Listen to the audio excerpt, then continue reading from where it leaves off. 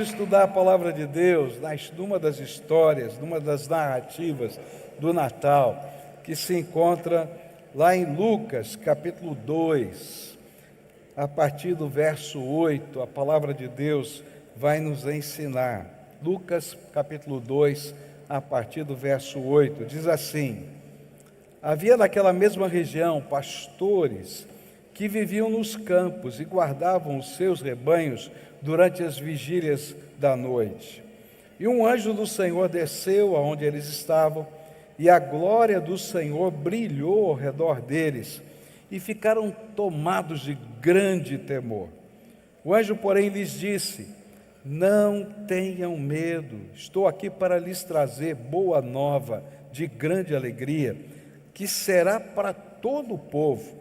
É que hoje, na cidade de Davi, lhes nasceu o Salvador, que é Cristo Senhor. Isto servirá a vocês de sinal. Vocês encontrarão uma criança envolta em faixas e deitada em manjedoura. E de repente apareceu com um anjo uma multidão do exército celestial, louvando a Deus e dizendo: glória a Deus nas maiores alturas e paz na terra entre os homens a quem Ele quer bem. Quando os anjos se afastaram deles e voltaram para o céu, os pastores disseram uns aos outros: vamos até Belém e vejamos os acontecimentos que o Senhor nos deu a conhecer. E foram depressa e encontraram Maria, José e a criança deitada na manjedoura. E vendo isso, divulgaram o que lhes tinha sido dito a respeito deste menino. Todos os que ouviram se admiraram das coisas relatadas pelos pastores. Maria, porém, guardava todas estas palavras, meditando-as no coração. E os pastores voltaram, glorificando e louvando a Deus por tudo que tinham ouvido e visto, como lhes tinha sido anunciado. A história do nascimento do nosso Salvador pode ser contada sobre diversos ângulos diferentes. A gente, cada vez que lê essa história, Deus vai trabalhando de maneiras diferentes no nosso coração. Eu não sei quantas vezes você já leu a Bíblia, né? Eu já li várias vezes a Bíblia. Na verdade, eu não tenho a conta certa, que a gente vai lendo, eu já perdi a conta, né? Quantas vezes eu já li a Bíblia inteira. Mas eu quero dizer para você que cada vez que eu leio a Bíblia, de alguma maneira diferente, a palavra de Deus toca o meu coração. Eu, às vezes, até gosto de trocar de Bíblia. Não sei se você já fez isso, né? Porque eu vou grifando, vou anotando.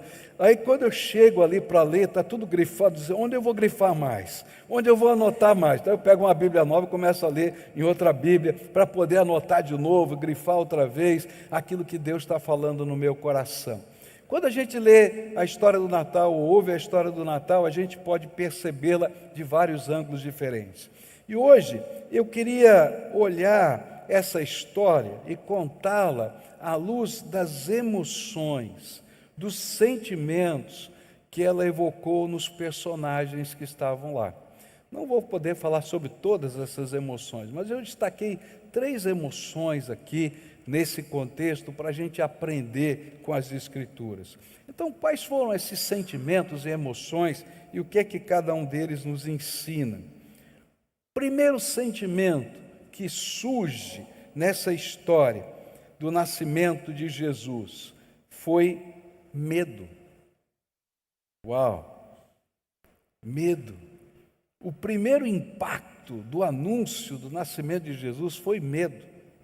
Você pode imaginar a cena, porque a Bíblia descreve que os pastores estão lá nas vigílias da noite, está escuro. Eu não sei se era uma noite estrelada, se tinha luar ou não, mas devia estar muito escuro. Eles estão cuidando das ovelhas, estão lá, quem sabe, em volta de uma fogueira, conversando, batendo papo, quando de repente abre o céu e um anjo do céu desce e começa a falar com eles. Eu não sei como é que você reagiria, não.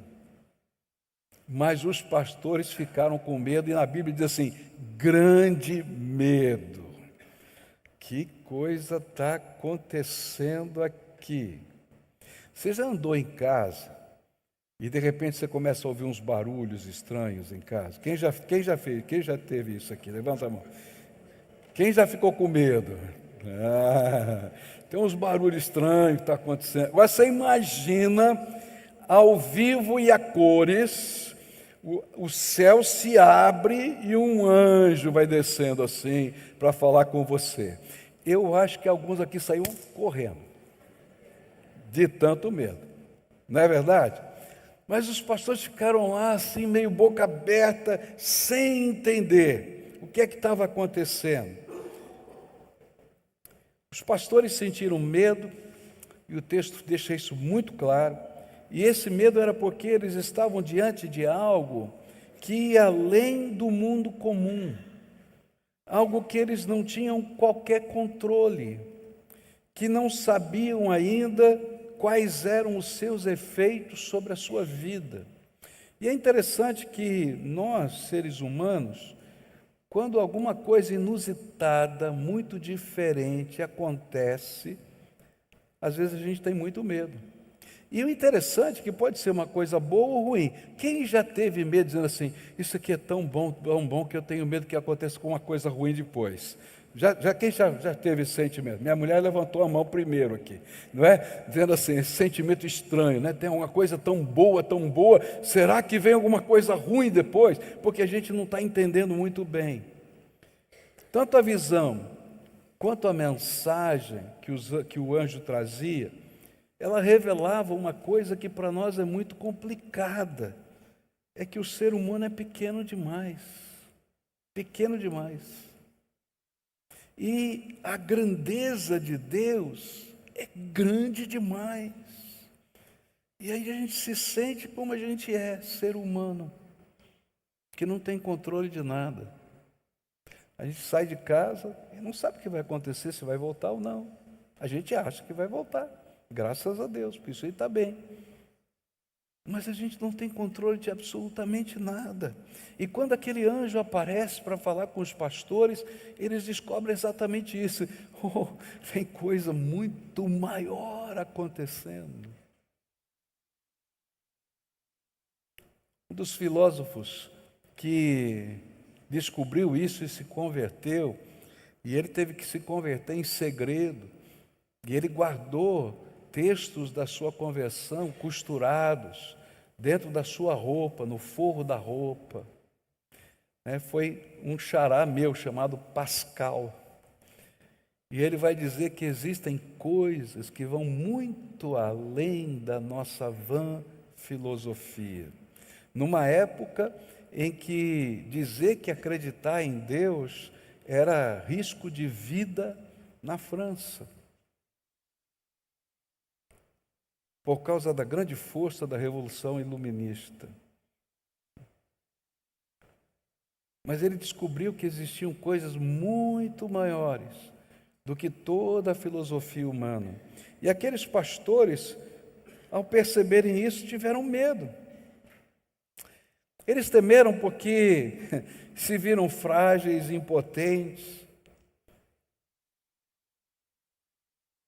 E interessante é que todos os seres humanos que viram um pouquinho da glória de Deus sentiram a mesma coisa.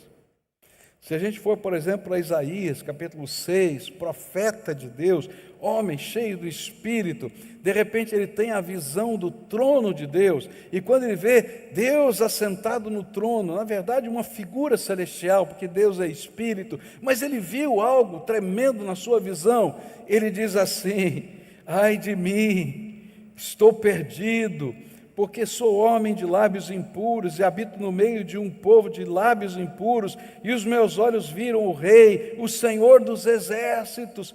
Uau, que glória, quem eu sou pequenininho demais. Quando João teve a visão do Apocalipse, ele caiu com a boca no pó e teve que ser erguido. Quando Daniel viu o anjo do Senhor, a glória dele, caiu com a boca no pó, cheio de medo, e o anjo teve que dizer assim, homem amado de Deus, não fica com medo não, eu estou trazendo uma mensagem para você. O medo faz parte das nossas emoções quando a gente descobre a nossa pequenez e a grandeza do Todo-Poderoso. Em 1919, no dia 29 de maio, teve um eclipse total do Sol, que pôde ser observado em várias partes do mundo, inclusive lá no Ceará, em Sobral, aqui no Brasil. Cientistas e pessoas comuns relataram que o medo intenso veio no meio da população quando o dia virou noite de forma repentina, uma escuridão total. As pessoas não estavam entendendo o que estava acontecendo, isso lá em 1919, cheias de pânico, animais se recolhendo como já se fosse de noite.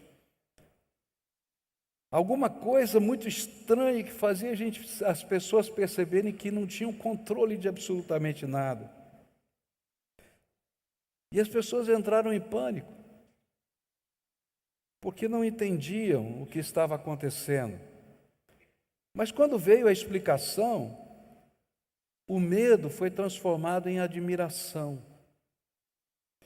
Interessante é que não foi o fenômeno que mudou, mas foi a compreensão que mudou. E é justamente por isso que o medo vai passar no coração daqueles pastores quando o anjo começa a proclamar a mensagem. E ele diz: não tenham medo. O que eu vim fazer é trazer uma boa notícia, cheia de alegria. E a notícia é essa: nasceu o Salvador. Essa é a grande notícia. O medo dos pastores não era um sinal de rejeição, mas de encontro com a santidade. E a boa notícia não elimina a glória do céu. Na verdade, explica o propósito dessa glória. É como se Deus estivesse dizendo: o céu decidiu invadir a terra para salvar o homem que estava separado de Deus. Você já parou para pensar? Um dia, o céu, Deus Pai, Deus Filho, Deus Espírito Santo, tomaram uma decisão. Não dá para ficar assistindo essa humanidade se perder, se matar, se acabar. Nós temos que fazer alguma coisa. E eles decidem invadir a terra. E Jesus, quando nasce, é o Filho de Deus, o Deus encarnado, o Emanuel, o Deus conosco que nasce entre nós. Ele invade a terra para nos salvar. E essa era a mensagem da glória dessa invasão. E sem esta invasão, naquele dia em que toda a glória do Senhor será revelada, e não apenas o brilho de um anjo, que vai chegar o dia do juízo final, em que toda a glória de Deus vai ser revelada a toda a humanidade. E a Bíblia diz que vai ser algo tão tremendo, tão impactante, que as pessoas vão tentar se esconder debaixo das pedras. Está na Bíblia isso. Porque é uma glória extraordinária. Se um anjinho que apareceu deu medo, você imagina a glória inteira de Deus. Se naquele dia em que toda a glória de Deus vai ser revelada, nós não tivéssemos um Salvador, não tivéssemos uma esperança, ninguém conseguiria permanecer em pé diante do Deus Todo-Poderoso, juiz de toda a terra. Mas a boa notícia que o anjo trouxe é que Natal não é só uma festa bonita. Eu passei pelo Parque São Bento, que coisa linda que está lá, não é verdade? Está lindo demais. Mas não se compara com o que Deus fez por nós. Natal não é aquilo. Natal é o Deus que decidiu invadir a terra para nos salvar e fazer a diferença para toda a eternidade, para aqueles que recebem essa mensagem. Por que isso era tão importante? Por que que essa mensagem era tão importante? Por que essa invasão era tão importante? Porque os nossos pecados nos separam de Deus, nos acusam e nos condenam por toda a eternidade. A Bíblia ensina que tem um grande abismo entre Deus e o homem, um obstáculo intransponível. O homem não conseguiria atravessá-lo. Por isso Deus invade a terra. E quando Jesus morre na cruz, ele constrói uma ponte nesse abismo. Do lado humano estou eu e você, do lado de Deus está o trono da sua glória, mas no meio está a cruz de nosso Senhor Jesus Cristo, e todos aqueles que atravessam esse único caminho estreito e apertado como uma cruz sobre um penhasco, alcançam a bênção da vida eterna. E essa é a grande mensagem do Natal. Um Deus que nos ama a ponto de invadir a terra. Por quê? Porque o medo da glória de um anjo é muito menor do que o medo de toda a glória de Deus no dia do juízo. Agora, o céu invadiu a terra não apenas com os seus anjos, mas ele invadiu a terra com a encarnação do Deus que se fez homem para nos salvar. E aí, o anjo está dizendo para aqueles pastores que a gente pode passar do medo para a graça, da glória que assusta para o amor que aproxima, do resplendor que nos faria perecer para a luz que ilumina o nosso coração, da revelação que anuncia nossa pequenez para a salvação que nos permite ser nova criatura em Cristo Jesus. E essa foi a razão do anjo dizer: não tenham medo, o Salvador nasceu, a vida eterna é possível, o poder transformador está invadindo a vida de vocês. O medo dos pastores revela algo profundo sobre o coração humano. Quando Deus se manifesta, percebemos imediatamente o quanto não estamos preparados para nos encontrarmos com o justo juiz. E aí o Natal começa desmontando as nossas falsas seguranças, antes de nos oferecer a verdadeira esperança. Quando o anjo aparece e a glória de um anjinho brilha e os pastores morrem de medo, ele está dizendo assim: você não está pronto, você não está preparado, por isso nasceu o Salvador. E essa é a mensagem do Natal. Você precisa desesperadamente de um Salvador. E ainda que isso aparentemente não seja tão claro para você, o céu já viu e anunciou que você precisa de um Salvador. Sem Ele, ninguém pode se encontrar com o Santo dos Santos e Senhor dos Senhores. O anjo, então, não diz: não tenham medo porque Deus deixou de ser santo, mas porque Deus decidiu salvar a todos quantos recebem a boa notícia. Esse é o sentido do Natal. O Evangelho é uma mensagem de convite e esperança do nosso Salvador. É Ele dizendo para a gente: eu vim aqui por sua causa, porque eu tenho um plano para a sua vida.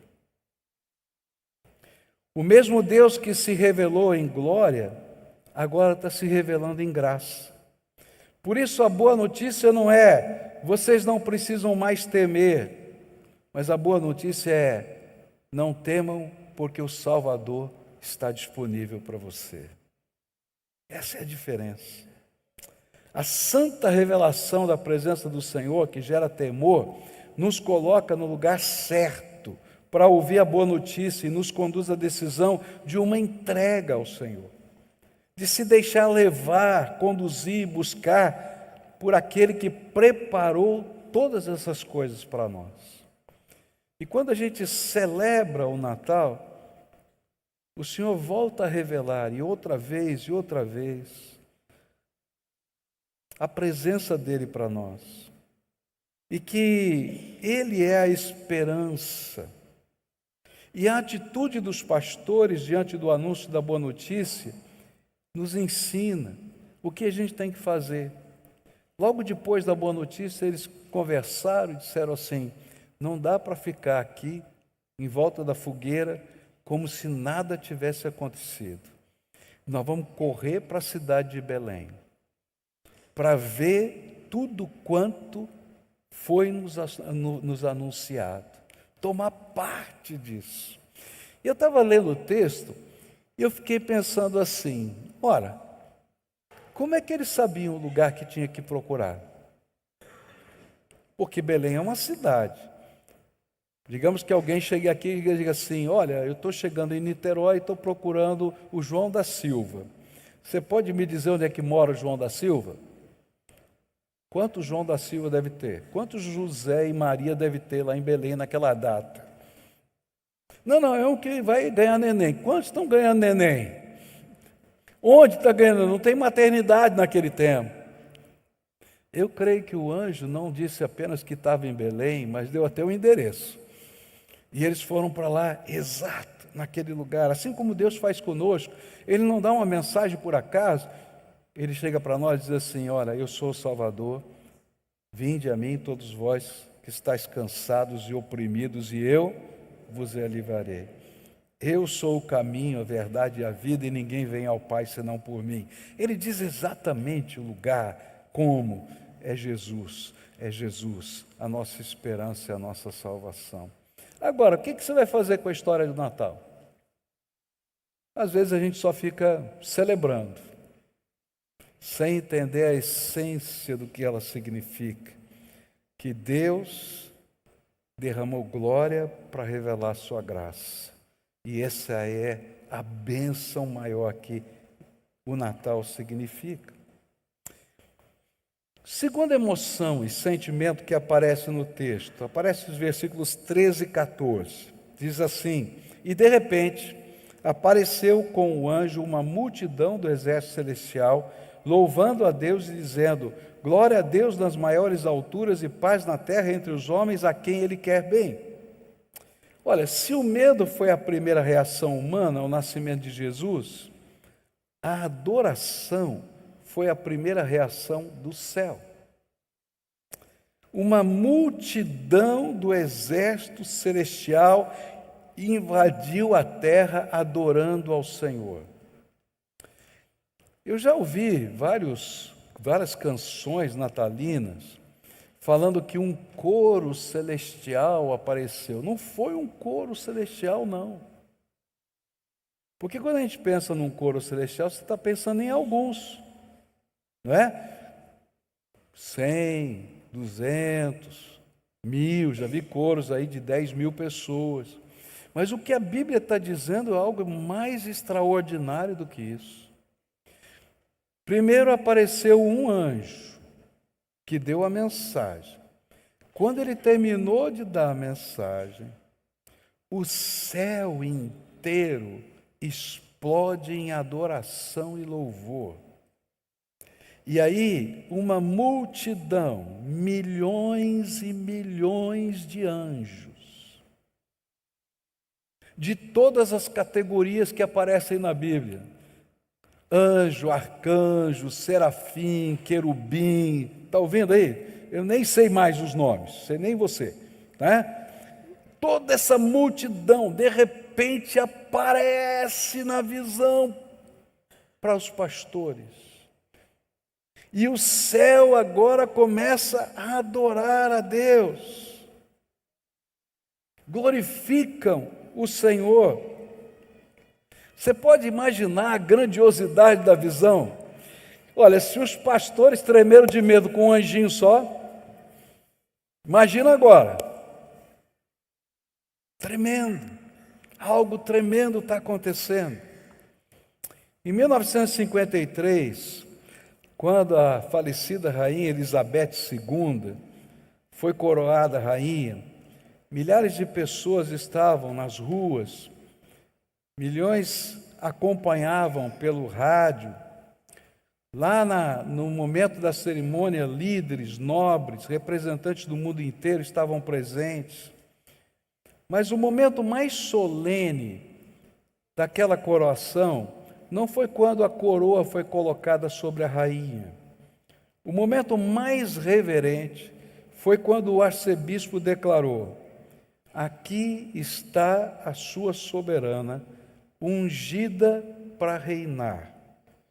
E nesse instante, todos ficaram de pé. E houve um silêncio profundo. E logo depois, um grito de aclamação. Por quê? Porque não era apenas um evento bonito, era o reconhecimento público de quem aquela pessoa era. No Natal, o céu explode em adoração, não é por causa de um bebê comum. Os anjos adoram porque sabem exatamente quem está na manjedoura, o Rei Eterno, o Filho de Deus, o Senhor da história é que está lá. Por isso eles estão adorando. E a Bíblia nos revela que eles sabiam em grande propriedade. Primeiro, eles entendiam o que estava acontecendo, a obra da encarnação. Eles sabiam que a segunda pessoa da Trindade, a palavra que criou todas as coisas, quando Deus disse, haja luz, que fez a luz, haja separação em mar e terra, água e terra, foi Ele que fez. A palavra que criou todas as coisas, a palavra viva, poderosa, a segunda pessoa da Trindade se esvaziou da sua glória para caber na forma humana. E eles sabiam que aquele bebê que estava lá não era uma criança comum, era Emanuel, Deus conosco, o Deus que se fez homem e habitou entre nós. A palavra de Deus diz isso claramente em João 1,14. E o Verbo se fez carne e habitou entre nós, cheio de graça e de verdade, e vimos a sua glória, como a glória do unigênito do Pai. Aquilo que João está falando foi o que os anjos viram. Eles estavam vendo o bebê, mas estavam vendo a glória do Todo-Poderoso, que se esvaziou para caber na forma humana. Por amor a mim e a você. Filipenses 2, 6-8 diz assim: e ele tinha a natureza de Deus, mas não tentou ficar igual a Deus. Pelo contrário, ele abriu mão de tudo que era seu e tomou a natureza de servo, tornando-se assim igual aos seres humanos e vivendo a vida comum de um ser humano. Ele foi humilde e obedeceu a Deus até a morte e morte de cruz. Os anjos estavam vendo isso. Quem é esse bebê? Eles sabiam quem era aquele bebê. Tanto os anjos como os demônios sabiam que ele é o Deus conosco. Até os demônios sabiam. O mundo espiritual conhecia. Está lá em Mateus 1, 22 e 23. Ora, tudo isso aconteceu para se cumprir o que foi dito pelo Senhor por meio do profeta. Eis que a virgem conceberá e dará à luz um filho, e ele será chamado pelo nome de Emanuel, Deus conosco. Os demônios, quando viam Jesus, sabiam quem ele era. Está lá em Marcos 1, 24. O que você quer conosco, Jesus Nazareno? Você veio para nos destruir? Sei muito bem quem você é, o Santo de Deus. O mundo espiritual sabia o que estava acontecendo. Os anjos sabiam que a Trindade divina buscava uma maneira de salvar os seres humanos da condenação eterna. E ainda que não compreendessem plenamente todos os detalhes do meio salvador, eles podiam entender a encarnação como parte do grande projeto de graça do nosso Senhor. Por isso, eles explodiram em louvor quando Jesus nasceu. Não foi um coro, milhões de anjos invadiram a terra e glorificaram o Rei dos Reis e Senhor dos Senhores, porque estavam entendendo que algo extraordinário de Deus estava acontecendo. Isso é Natal. É muito maior do que uma luzinha. É muito maior que uma comida.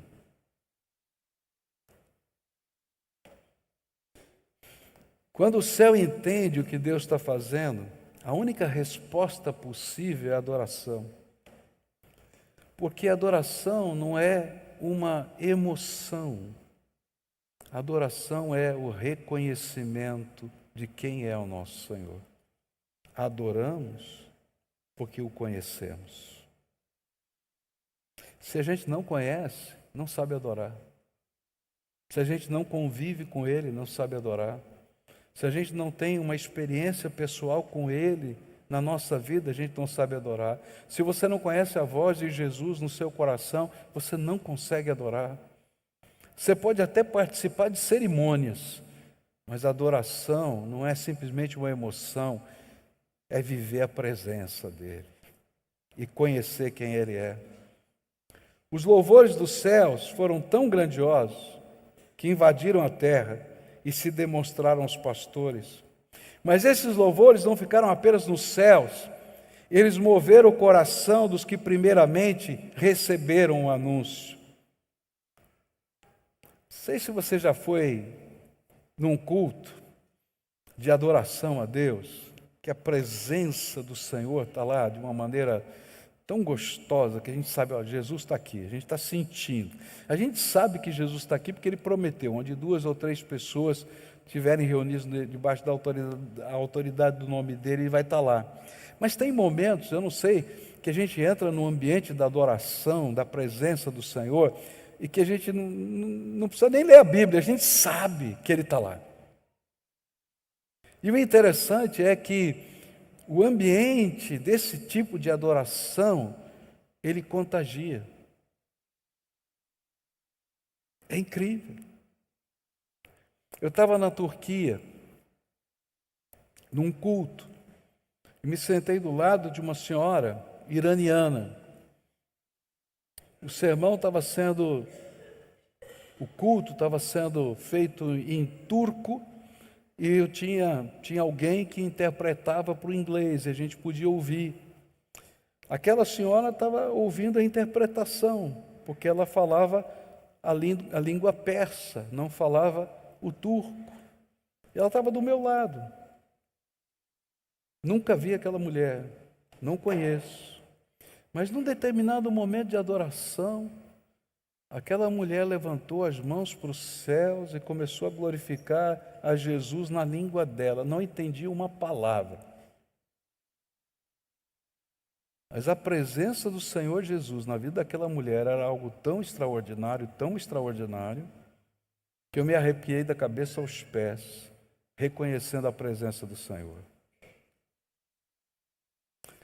Estava num encontro de pastores. E no momento de a gente tomar o lanche, sabe, vamos tomar um café juntos, pastores de várias denominações, pediram para um pastor, já idoso, e disseram, o senhor pode agradecer. E aquele pastor, eu já tinha ouvido falar dele, mas nunca tinha estado com ele. Aquele irmão querido, levantou a sua mão e começou a agradecer o pão que estava lá, o café que estava lá. Mas quando aquele homem levantou a mão, a presença do Senhor Jesus estava de uma maneira tão forte ali. Eu falei, não é possível. O cara vai fazer oração pelo pão e a gente se arrepia todo, só pela graça. É Deus aqui nesse lugar, que coisa é essa? Quando a adoração, ela é esse reconhecimento da glória e da grandeza, ela contagia. E foi isso que aconteceu. Os anjos, naquela multidão celestial, adorando ao Senhor, contagiaram o coração dos pastores. E aqueles pastores então vão para ver o que está acontecendo, dão a mensagem do que eles ouviram, e o verso 20 diz assim: e os pastores voltaram, glorificando e louvando a Deus por tudo que tinham ouvido e visto, como lhes tinha sido anunciado.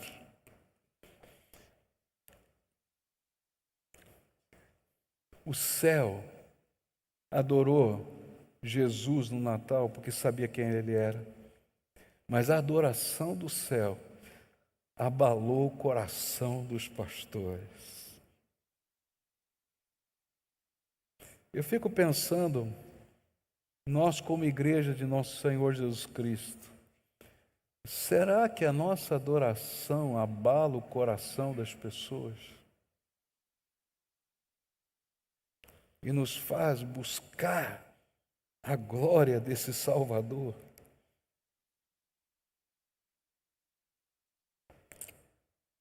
Às vezes a gente celebra datas que são importantes, Natal, Páscoa, enfim. Mas será que a nossa celebração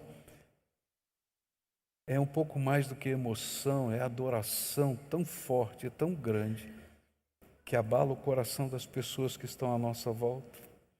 Será que a nossa família, quando celebra conosco, e está lá numa festa como a festa do Natal, pode sentir a presença de Jesus, como aquele pastor que levantou a mão para agradecer o pão, ou como aquela iraniana que eu não entendi uma palavra, mas a presença de Jesus estava na vida dela? Eu acho que esse é o nosso grande desafio. O céu sabe o significado de todas aquelas coisas. E há um ensino precioso aqui. O Natal só faz sentido quando compreendemos, mesmo que parcialmente, a obra salvadora do nosso Senhor, o milagre, o sacrifício e o amor envolvidos. Encarnação foi um ato de entrega de Deus por nós. Ele precisou esvaziar-se da sua glória para caber na forma humana. E isso é um ato sacrificial.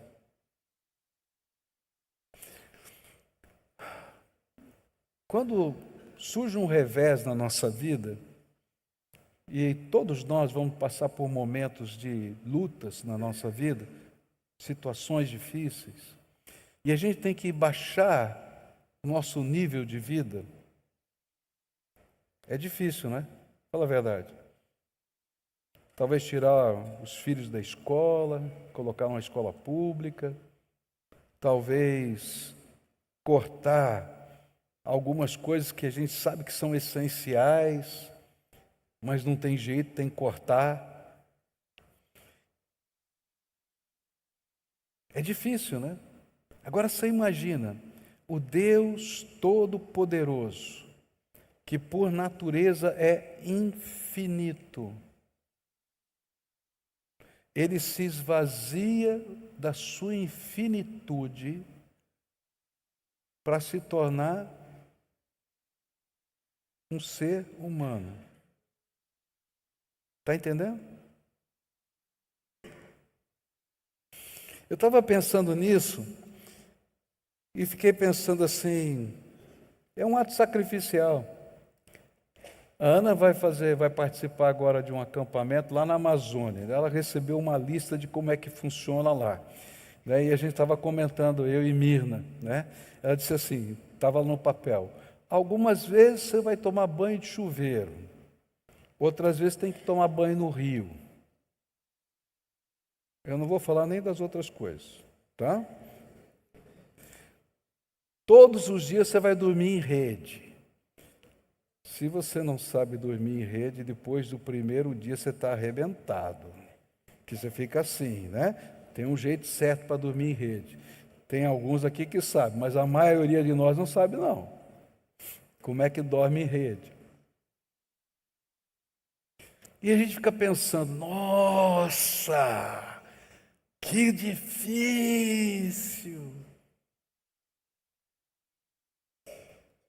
O Deus Todo-Poderoso se esvaziou da sua glória para caber na forma humana. Eu estava pensando nisso, e eu fiquei pensando que tremenda humildade. Por quê? Eu fiquei pensando assim, a maior inteligência do universo. Você concorda comigo? Deus é a maior inteligência do universo? Teria que nascer bebê, aprender a andar, aprender a falar como qualquer ser humano, submeter-se à autoridade dos seus pais, só por amor.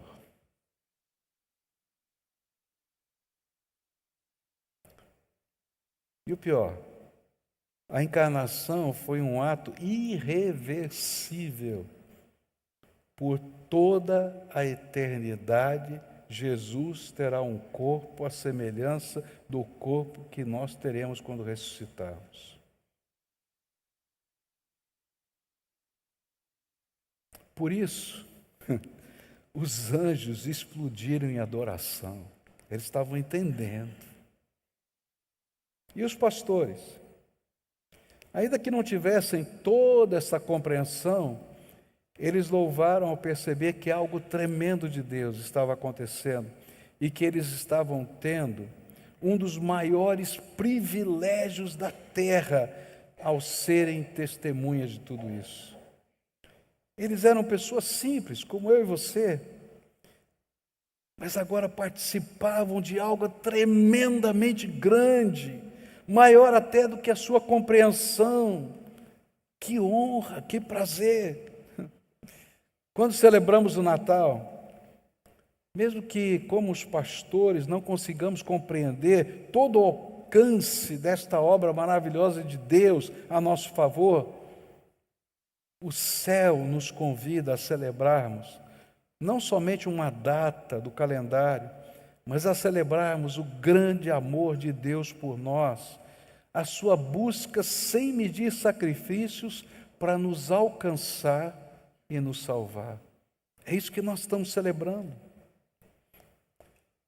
E eu penso que o Natal é um apelo recorrente de Deus ao coração humano. Ano após ano, ele se repete como um sinal, um chamado, um convite à rendição, antes que seja tarde. Precisamos desesperadamente do poder salvador do nosso Senhor.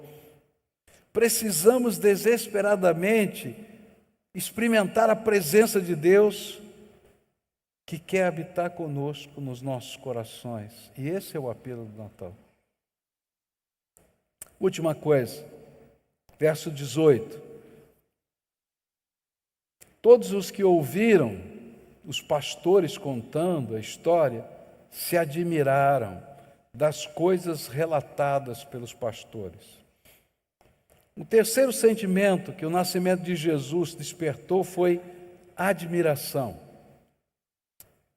Após o medo, diante da glória de um anjo, o céu explode em adoração. E aí, Lucas nos mostra a reação humana. As pessoas se admiraram do que ouviram.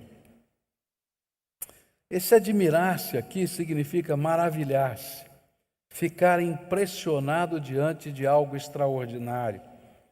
Diferente do medo que paralisa e da adoração que se rende, a admiração é o momento em que o coração para pensar.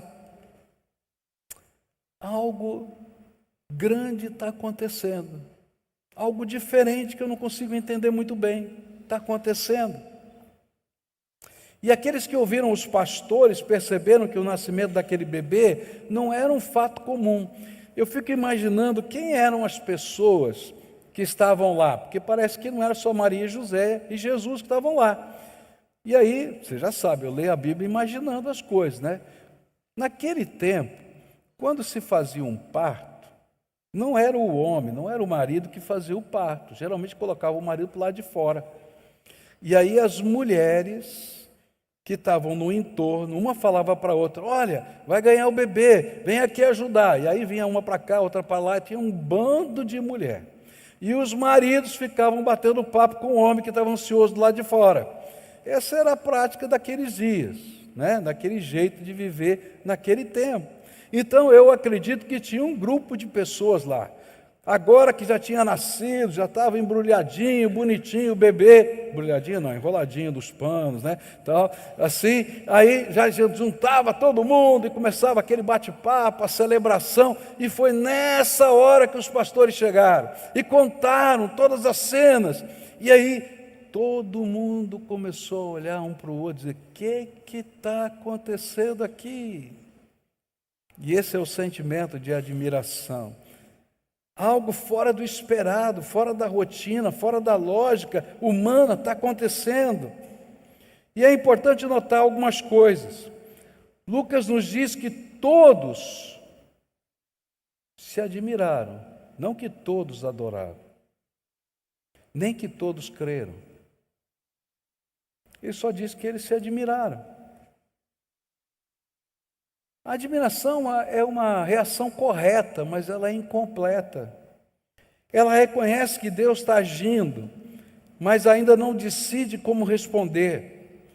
E é interessante que ao longo dos evangelhos nós vamos ver esse mesmo padrão acontecendo.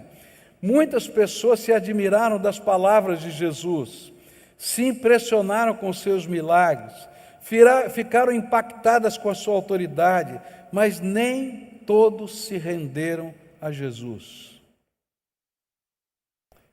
A admiração pode seguir caminhos diferentes. Ela pode amadurecer e se tornar fé. Mas ela pode permanecer apenas como um encanto momentâneo. Que coisa maravilhosa! Eu tenho um parente meu que teve uma visão de anjos. E os anjos deram para ele uma mensagem. Ele pegou um caderno e anotou tudo que o anjo falou. Foi um negócio impressionante.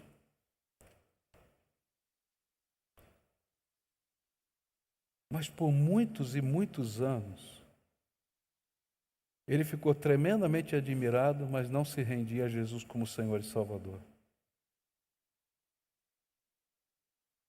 E eu conheço gente que fica admirada com os sinais, com os prodígios, com a oração. Eu conheço gente que vê isso dentro da sua casa. Gente que chega e diz: mãe, ora por mim, mas nunca fez a sua oração. Ô pai, ora por mim aí, eu sei que você tem uma ligação com Deus aí, fala com Ele aí para mim. Que se admira com as respostas todas, mas não se rende.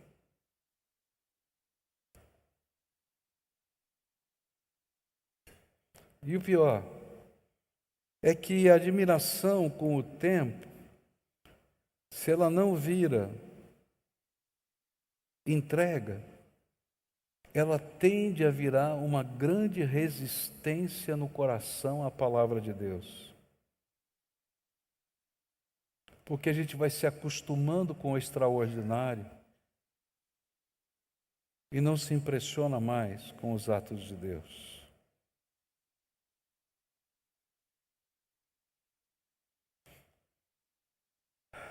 O Natal também produz esse efeito. Muitas pessoas nessa época se emocionam, se encantam, se impressionam com a história, adoram os musicais, mas continuam como observadoras, porque nem toda a admiração se transforma em adoração. É possível a gente achar o Natal bonito, profundo, tocante, emocionante, uma época maravilhosa, e ainda assim não permitir que Jesus transforme a vida. E aí Natal não tem sentido. é só uma data. Mas a admiração é o momento em que Deus chama o coração a dar um passo além do encanto para a entrega. Não adianta dizer que coisa linda. A pergunta é: o que eu vou fazer com essa revelação? Os pastores não ficaram apenas admirados. Eles foram, viram, glorificaram e louvaram a Deus. A adoração, ou melhor, a admiração deles se transformou em movimento, em obediência e testemunho. O perigo não está em admirar, o perigo está em parar na admiração. Ao longo da história, muitas pessoas se admiraram profundamente com Jesus, mas nunca deram o passo da rendição. Talvez um dos homens mais impressionantes que admiraram Jesus e depois viraram antagonista do cristianismo foi Nietzsche. É interessante que nos escritos de Nietzsche, ele admirava Jesus.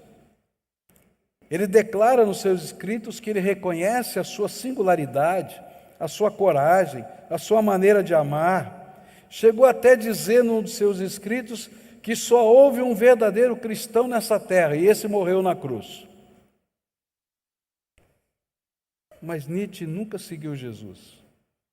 Ele parou na admiração. E a admiração não o levou à salvação. O respeito intelectual não o transformou. O encanto não se tornou fé. Na verdade, no caso dele, se tornou oposição à fé. Natal não pede da gente apenas admiração, emoção, festa, brilho, luzes. Natal pede da gente uma decisão, porque o sentido do Natal é: você precisa desesperadamente do Salvador Jesus. Foi por isso que ele invadiu a terra, se fez homem e habitou entre nós.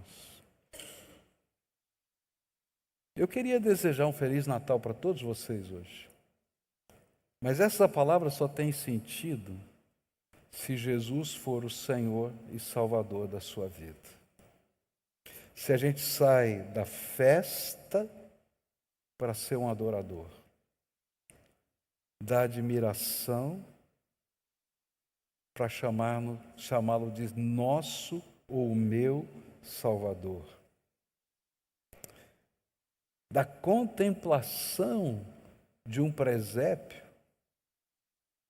para a contemplação da presença de Jesus dentro da gente. Aí a gente entende o sentido do Natal. Essa manhã eu queria orar com você e queria pedir que Deus o abençoasse. Essa é a minha oração. Se tem uma oração que eu gosto de fazer, é pedir a bênção de Deus na vida das pessoas.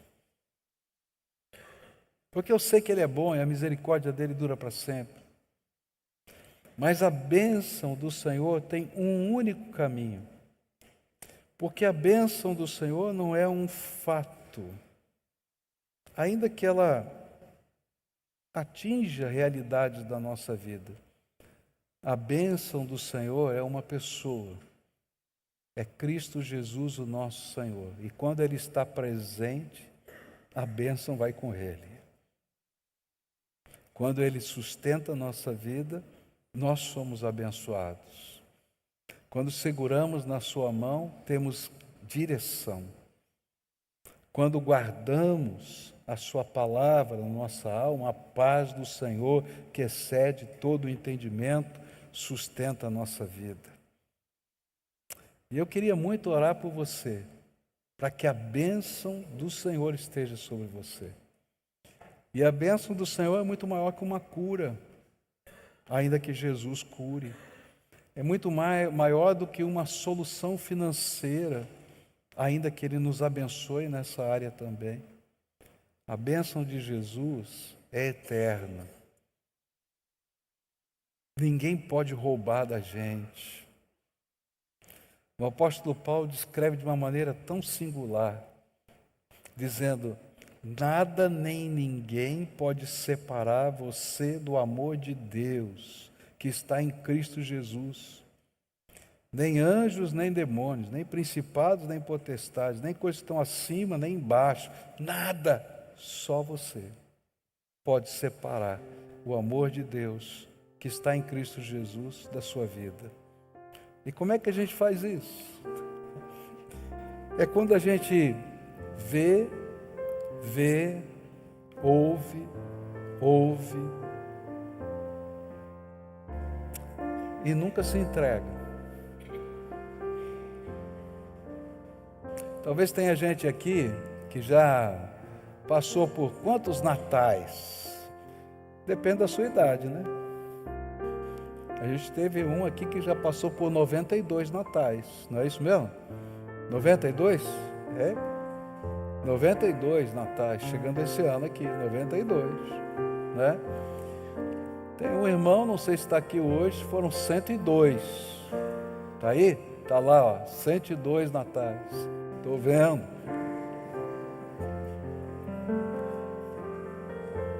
Quantos você já passou?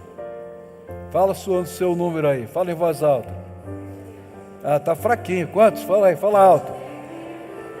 Eu vi um monte de mulher ficando quieta, não sei porquê. O importante não é quantos natais você já passou, é quantos você já passou com Jesus, como Senhor da sua vida. Porque esse é o sentido do Natal. O importante não é como vai ser a festa que você vai fazer na sua casa. O importante é se a sua casa vai glorificar a Deus de tal maneira que vai contagiar todo mundo que estiver ali em volta da sua mesa. O importante não é se a gente tem medo de uma coisa ou de outra. O importante é que a gente guarde a mensagem mais preciosa da vida no coração. Jesus é o Salvador e Senhor. E isso é tão simples. A gente pode fazer isso pela fé, onde a gente abre a porta do coração e faz a entrega da nossa vida. Agora aqui tem um segredo. Não adianta dizer: Jesus, que bom que o Senhor nasceu. Eu tenho que dizer, de hoje em diante, quem manda na minha vida, no meu coração, no meu casamento, nos meus negócios, no meu dinheiro, na minha existência, é o Senhor. Enquanto eu não faço essa entrega, eu sou um mero assistente. Mas quando eu faço essa entrega, as coisas maravilhosas de Deus acontecem entre nós. Vamos orar ao Senhor? Você concorda comigo? Tá? Deixa eu fazer uma pergunta aqui. Há alguém aqui hoje a quem o Espírito Santo está falando ao coração? E hoje ele está dizendo: olha, chega de fugir, chega de se esconder no meio da multidão. Hoje é dia de se entregar. E você quer entregar a sua vida a Jesus, para Ele ser o Senhor da sua vida. De hoje em diante não manda mais o seu nariz, nem você. Quem manda é Jesus. Ele vai colocar o trono dele aí no teu coração. E Ele vai guiar os seus passos. Você quer fazer isso hoje, nessa manhã? Levanta bem alto a sua mão, eu quero orar por você. Há alguém aqui a quem o Espírito Santo está falando? Aleluia, graças a Deus. Quero orar pela senhora. Tem mais alguém a quem o Espírito Santo está falando? Graças a Deus, graças a Deus. Tem mais alguém a quem o Espírito Santo está falando? Graças a Deus, filho. Que Deus te abençoe, que Deus te abençoe. Vocês que levantaram a mão, fiquem em pé onde estão, só para a gente orar por vocês agora. Pode ser? Vamos orar juntos aqui, tá? Tiver a família, eu vi que é marido e mulher ali, dá a mão para o marido, dá a mão para a mulher aí, porque vocês vão entregar a casa para o Senhor, a vida e a casa para o Senhor, tá? Vamos orar juntos? Pai querido, esses teus filhinhos que se colocaram em pé no meio de uma multidão, estão tomando uma decisão hoje, seríssima, de convidar Jesus para ser o Senhor e Salvador da sua vida. Eles não sabem como é que vai ser o próximo passo. Mas eu quero te pedir que o Senhor coloque agora o teu Espírito Santo no coração deles, para ser o professor particular deles. E quero te pedir, Senhor, que a palavra de Deus possa ser luz, lâmpada para os pés deles, e eles possam seguir o teu caminho. Quero pedir que a bênção do Senhor os acompanhe, mas não apenas coisas, a voz do Senhor, a palavra do Senhor, a direção do Senhor, a vitória que vem da fé no Senhor esteja sobre eles. Que essas casas sejam benditas, abençoadas, e que a paz do Senhor reine nos seus corações e nos seus lares. Se tiverem filhos, que essa bênção se espalhe, se esparrame sobre toda a casa. É aquilo que oramos no nome de Jesus. Amém e amém.